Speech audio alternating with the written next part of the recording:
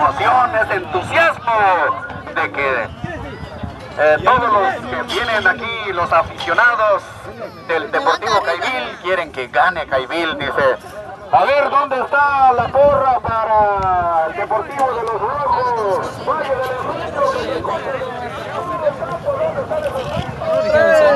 A ver, hay que avisarles, a ver.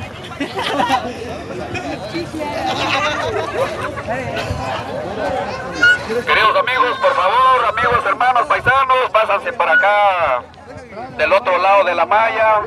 No queremos accidentes y además también por reglamentos del señor árbitro por acá, dice que nos hagamos del otro lado de la malla para que no pase nada.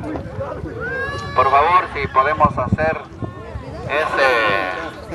ese respeto, pues que bueno, y si no, pues por lo menos cumplimos con avisar.